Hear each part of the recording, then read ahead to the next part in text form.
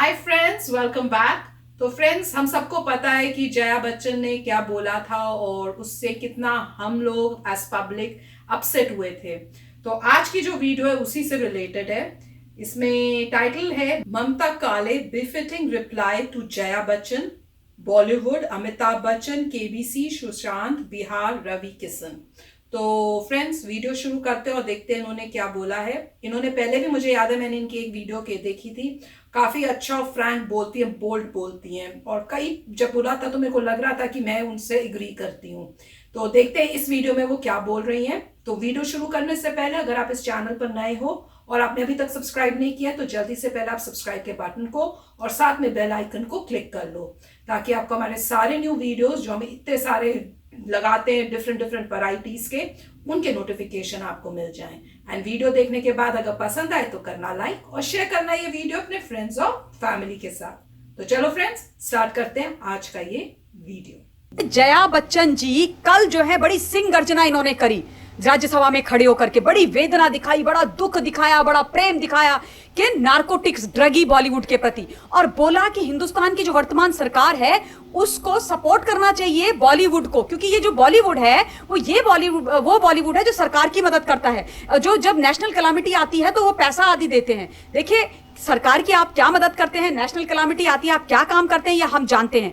एक और इन्होंने बात बोली, बड़ी हास्यास्पद बात थी। कहती हैं कि बॉलीवुड इंडस्ट्री हिंदुस्तान के लिए अंतरराष्ट्रीय स्तर पर बड़ा नाम कमाती है। बताओ ना, आपने कौन सा पदक जीता है, बताइए आप मुझे। और जहां तक इंटरनेशनल नाम कमाने की बात है तो मैं जया जी को बता देना चाहती हूं कि जया जी जो अंतरराष्ट्रीय स्तर से आप कमा करके लेके आए हो ना बॉलीवुड में, वो लाए हो पाकिस्तान के एक्टर और सिंगर्स को।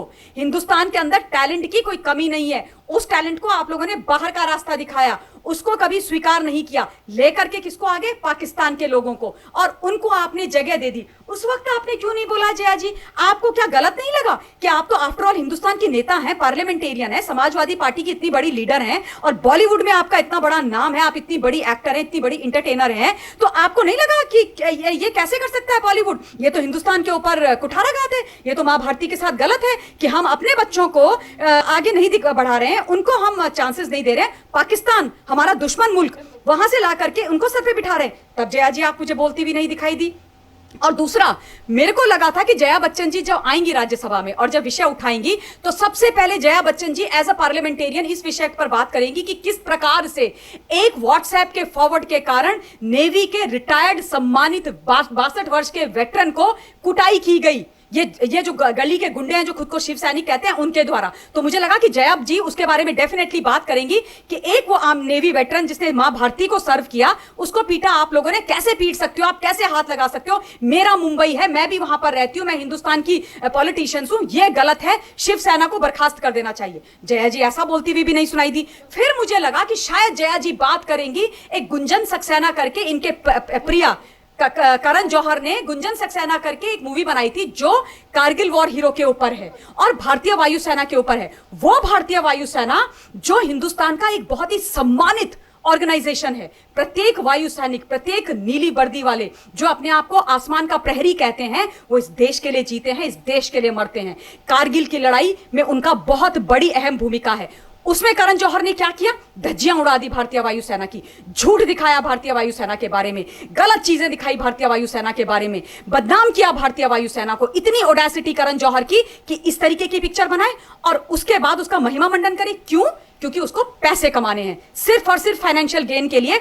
आप जो सत्य है उस पर उसका मजाक बना रही हो। कोई फिक्शन तो नहीं था, ये कोई फिक्शन नहीं था ना, एक सच्ची बात है, सच्ची घटना पर आप बात कर रहे हो। आप भारतीय वायुसेना एक बहुत बड़ी ऑर्गेनाइजेशन, इंडियन एयरफोर्स है हिंदुस्तान की, उसके बारे में बात कर रहे हो और आप उसके नाम पर झूठ बोल रहे हो, एक डिस्क्लेमर लगा करके। शर्म नहीं आई करण जौहर को? मुझे लगा कि जया बच्चन जी बोलेंगी कि कैसे ये हो गया बॉलीवुड में इंटरटेनमेंट के नाम पर, मूवीज के नाम पर, पैसे के नाम पर ऐसा कैसा कोई प्रोड्यूसर डायरेक्टर कर सकता है? ये गलत है, हम अपने देश के फौजियों के साथ ऐसा नहीं होने देंगे, अपनी बड़ी स्टैब्लिशमेंट एंड ऑर्गेनाइजेशन के साथ ऐसा नहीं होने देंगे, मैं इसके खिलाफ हूं, इस व्यक्ति के खिलाफ कार्रवाई की जाए। पर ऐसा बोलती हुई भी नहीं दिखाई दी। और मुझे लगा कि सुशांत सिंह राजपूत की मौत के बारे में बात करेंगी, साधुवाद देंगी आज की वर्तमान सरकार को, सेंट्रल गवर्नमेंट को और बिहार की सरकार को भी, कि जो अन्याय मुंबई की सरकार ने, महाराष्ट्र की सरकार ने की और मुंबई की पुलिस ने करी, उसको जो है ठीक कर दिया सेंट्रल गवर्नमेंट और बिहार की सरकार ने by giving this case to CBI.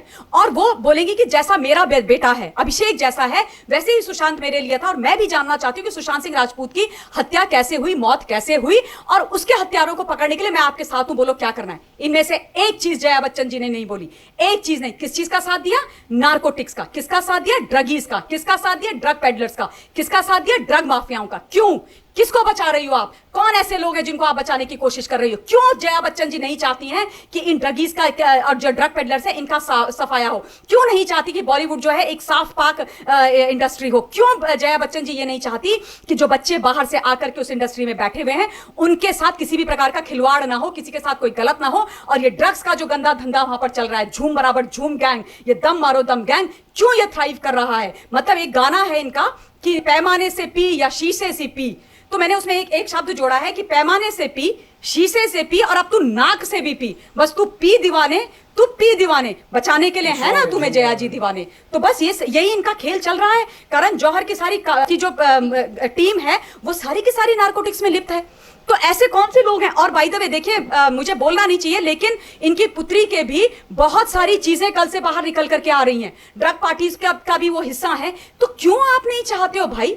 आप जिम्मेदार लोग हो, आप बहुत बड़े लोग हो, हिंदुस्तान आपका सम्मान करता है। जब आपका पूरा परिवार कोविड से जूझ रहा था, हिंदुस्तान में हवन किए लोगों ने, पूजन किए लोगों ने, प्रार्थनाएं की, हमने भी करी कि बच्चन जी को ठीक करें, इसलिए कि श्रीमती जया बच्चन जी एक पार्लियामेंटेरियन होके, हिंदुस्तान की एक जिम्मेदार नागरिक होकर के, इतनी रसूखदार महिला होकर के ड्रग पेडलर्स का साथ है। क्या जया जी को यह नहीं पता एज अ लॉ मेकर कि जो ड्रग का जो पैसा है वो अल्टीमेटली कहां इस्तेमाल होता है? ड्रग के बाद हवाला का पैसा, हवाला मतलब माफिया, माफिया मतलब अंडरवर्ल्ड, अंडरवर्ल्ड मतलब आतंकवाद मतलब हथियार गलत तरीके से खरीद के हमारे खिलाफ, हमारे देश के लोगों और हमारी सीमाओं में हमारी सेनाओं के खिलाफ इस्तेमाल होना। यानी कि आप जो हो वो ड्रग पेडलिंग का काम करके और ड्रग जो ले करके जो पैसा दे रहे हो वो अपने देश के खिलाफ, अपनी सीमाओं के खिलाफ, अपनी सीमाओं में लड़ते हुए सेनाओं के खिलाफ उनको मरवाने के लिए दे रहे हो। यहाँ पे ये भी बात है कि जिस तरीके से कल जया बच्चन ने इन ड्रग पेडलर्स का सपोर्ट किया और उन्हें बचाने की कोशिश की, तो यहाँ पे इन्होंने, आपने भी देखा होगा कि जो हमला बोला था वो रवि किशन पे बोला था,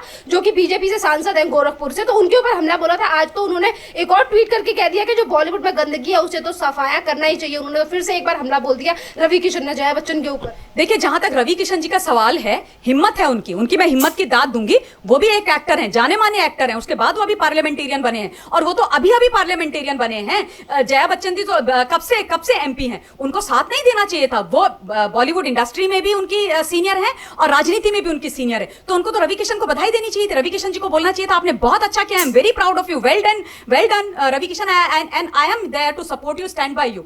इंस्टेड उन्होंने क्या किया? रवि किशन जी के बारे में बोलना शुरू कर दिया कि मुझे शर्म आती है और ये क्या कहते हैं, थाली में छेद कर रहे हैं।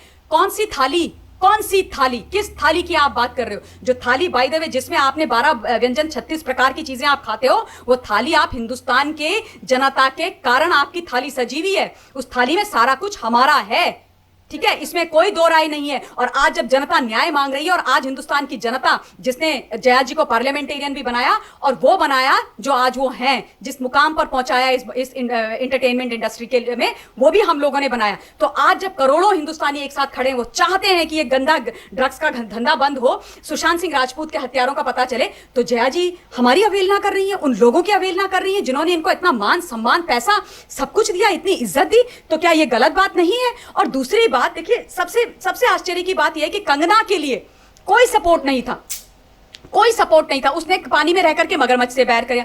कंगना रनौत के घर में बुलडोजर चल गया, गलत तरीके से उसका घर तोड़ा गया, तब कोई नहीं बोला, तब जया जी को दुख नहीं हुआ, जया जी ने एक शब्द नहीं बोला। वो बहुत बड़ी एक्ट्रेस हैं, हम सब उनका सम्मान करते हैं।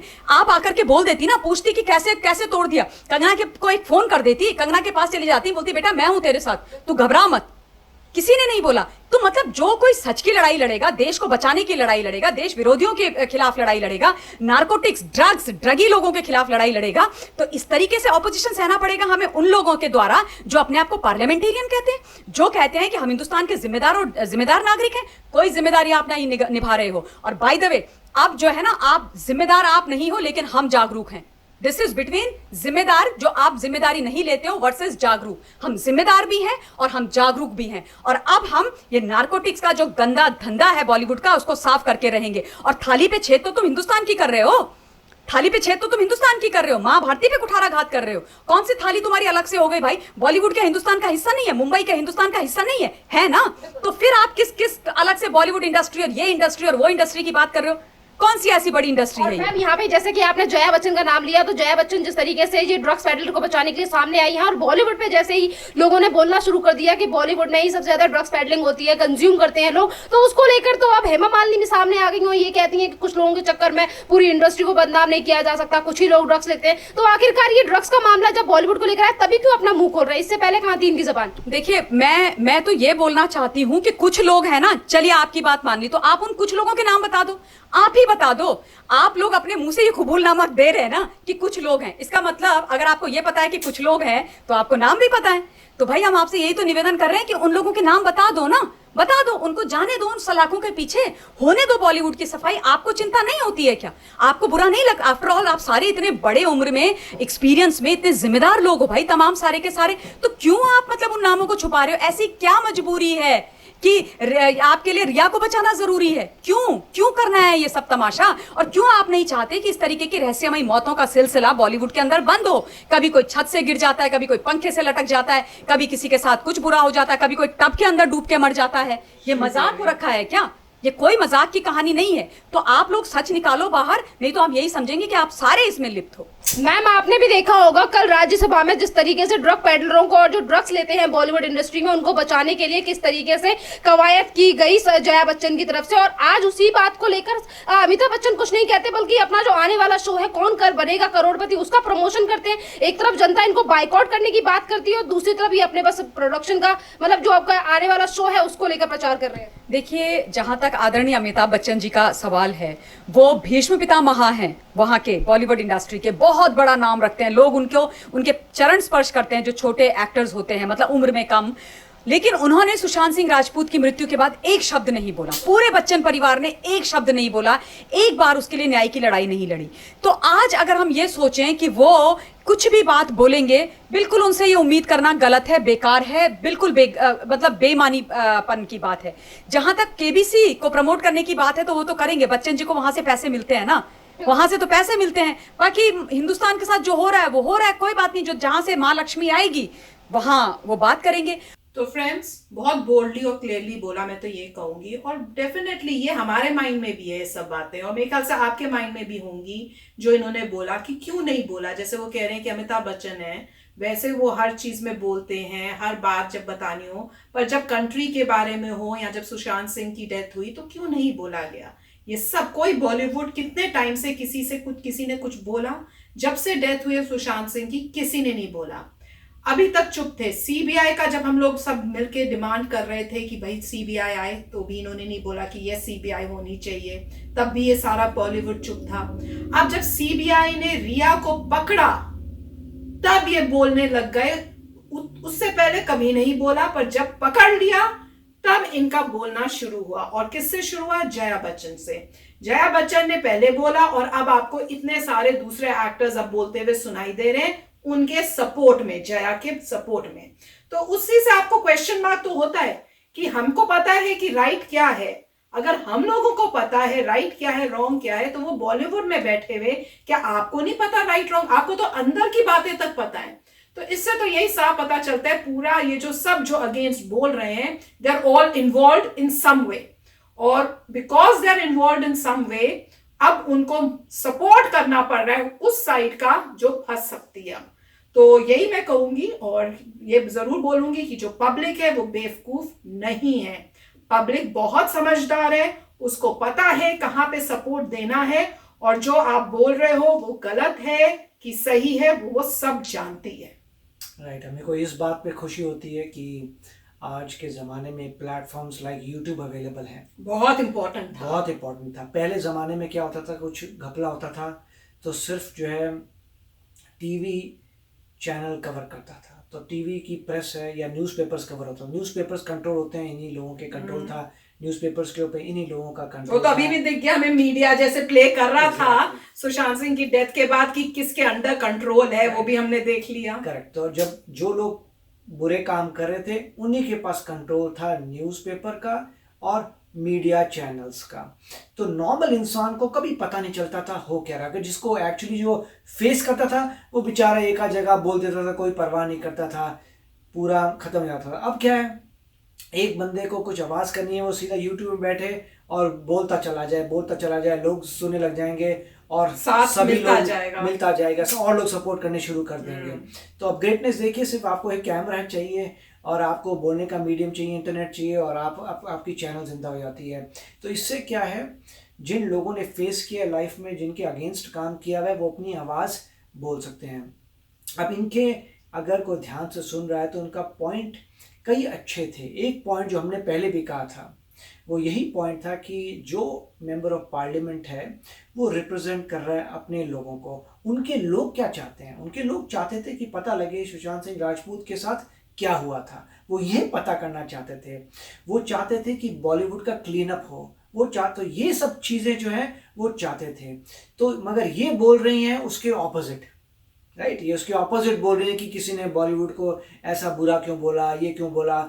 और मगर आपके लोग तो कुछ और चाहते थे, वो तो चाहते थे कि आप सच्चाई से आगे आइए और कंगना रनौत के बारे में बोलिए, जो जिन्होंने शुरू किया था सुशांत सिंह राजपूत को करना है। अर्नब के बारे में बोलिए कि वो अच्छा है, इंस्टेड की बाइकआउट करें। तो आप रिप्रेजेंट जिन लोगों को करिए, उन लोगों की बात करिए, मगर आप जो अगर बात कुछ और कर रही हैं तो उससे लोगों के माइंड में शक आता है कि क्या बात है, आप क्यों ऐसी बातें कर रही हैं। और साथ में आपके हस्बैंड ने अभी तक कोई स्टेटमेंट नहीं दी। जैसे कह रहे हैं most popular actor in the world कह लीजिए, मोस्ट लव्ड, मोस्ट रिस्पेक्टेड। तो अगर ऐसे जो एक्टर हैं वो अगर स्टेटमेंट नहीं दे रहे तो लोगों को इस ज़माने में लगता है ऐसा क्यों है, आपने क्यों स्टेटमेंट नहीं दी। और अगर आप, और लोग काफ़ी जो होंगे वो काफ़ी अपसेट भी होंगे इस बात के बारे में। और सोशल मीडिया पैरामाउंट है, सबसे बड़ा सोशल मीडिया है। वो देख रहा है कि एक बच्चा जो बाहर बिहार से आया था उसकी डेथ होती है, कोई इन्वेस्टिगेट ढंग से नहीं करता। अब सोशल मीडिया ने प्रेशर करा के कराया है, अब पता चला है कि ड्रग्स इन्वॉल्व है और लोग आ रहे हैं सपोर्ट में। ऐसा कैसे? तो मेरे ख्याल से आपके सामने पूरा है, बट वेरी नाइस कि लोग जो हैं फ्रीडम ऑफ स्पीच से अपना कह रहे हैं, वेरी रिस्पेक्टफुली लोग बात कर रहे हैं, वेरी रिस्पेक्टफुली, बहुत जी करके बोला है, बहुत रिस्पेक्टफुली बात कर रहे हैं, मगर अपना पॉइंट भी देके जा रहे हैं कि ये गलत है। आप अपने लोगों जिनको रिप्रेजेंट करती हैं उनके बारे में आप बात नहीं कर रही। बहुत सारी बातें थी आपने नहीं की, ड्रग्स का मामला आया तो सीधा लोग बोलने आ गए, पहले नहीं बोल रहे थे।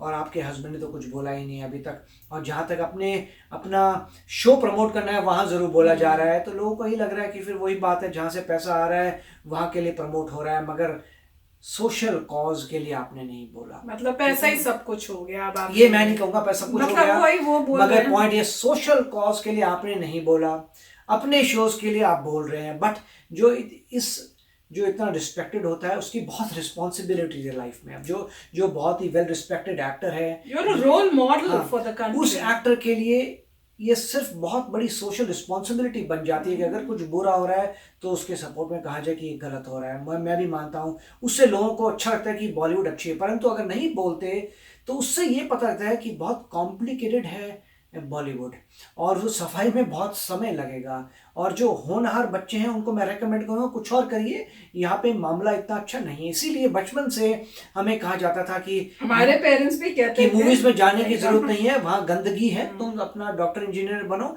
सोसाइटी की हेल्प करो दूसरे तरीकों से, ये जगह तुम्हारे लिए ठीक नहीं है। और अगर ये गंदगी साफ नहीं होती तो हर इंसान जो सोशल मीडिया वही कहेगा कि ये ठीक नहीं है, यहाँ पे काफ़ी गंदगी है, better to do something else in life. और इससे मेरे को याद है, मैं आपके साथ शेयर करती हूँ अपना एक्सपीरियंस कि एक बारी मैं, पापा और मम्मी, हम तीनों थे, भाई नहीं था, हम लोग गए थे बाहर खाना खाने। तो आर्मी का एरिया था, वहाँ पे बैठ के हम लोग जो था वहाँ पे क्लब था वहाँ पे खा रहे थे। तो कोई एक लेडी आई और मेरे पास आई और मुझे कहती हैं कि मैं जो है सीरियल्स बनाती हूँ and I would like you to be a part of that. तो ये मेरा नंबर है, तो if you are interested you let me know. तो मम्मी ने मुझसे पूछा कौन थी ये लेडी, क्या बोली, तो मैंने मम्मी को बताया। मम्मी कहती कोई जरूरत नहीं है जाने की, अपनी पढ़ाई पे ध्यान दो, ऐसी इस लाइन में नहीं जाना है। तो मैं काफी वो उस टाइप से हुई थी। तो अब मुझे तो आगे तो मैंने परस्यू किया नहीं, कभी कॉल भी नहीं किया, कुछ नहीं किया, क्योंकि मम्मी ने मना कर दिया था। तो पर अब रियलाइज होता है कि क्योंकि उस टाइम से ही सबको पता था कि ये जो लाइन है it is not meant for people from good families, क्योंकि बहुत प्रॉब्लम्स होती हैं। वही मेंटालिटी जो है अब समझ में आ रहा है कि कितना मतलब उस टाइप से हो रहा है। और इसमें इन्होंने ये भी बोला कि काफ़ी सोशल मीडिया में इनकी जो बेटी है उनकी भी वीडियोस जो हैं वायरल हो रही हैं, जिसमें ऐसे लग रहा है कि उन्होंने भी ऐसी चीज़ों में पार्टिसिपेट किया हुआ है। तो ये भी एक वजह सोचने की है कि हो सकती है। तो ये तो अब सीबीआई जब और इन्वेस्टिगेट करेंगी, डीपर इन्वेस्टिगेशन, तो पता चलेगा। पर अब ये लग रहा है कि पब्लिक के दिमाग में अब ये प्रॉब्लम आ, अब वो ये सोच रही है कि भाई सीबीआई को इतना टाइम क्यों लग रहा है, इतना टाइम हो गया, कुछ तो होना चाहिए। तो अब शक फिर से पैदा हो रहा है कि क्या सीबीआई भी अपना काम ठीक कर रही है कि नहीं। तो आई जस्ट होप सो कि कर रही हो, क्योंकि इतना फेथ डाला है हमने उनके ऊपर कि हमारे को बस उन्हीं पे उम्मीद है कि वो जो है इस सबको सॉल्व करके जस्टिस लाएंगी। तो आई जस्ट होप कि वो अपना काम कर रही हो ठीक। तो फ्रेंड्स चलो चलते, मिलेंगे नेक्स्ट वीडियो में बहुत ही जल्द। Till then take care and bye bye. तो अगर आप मेरे इस चैनल पे नए हो तो जल्दी से सब्सक्राइब के बटन को हिट करो और बेल आइकन को क्लिक करो, ताकि आपको मेरा जब नया वीडियो मैं लगाऊं आपको उसके बारे में जल्दी से पता चल जाए।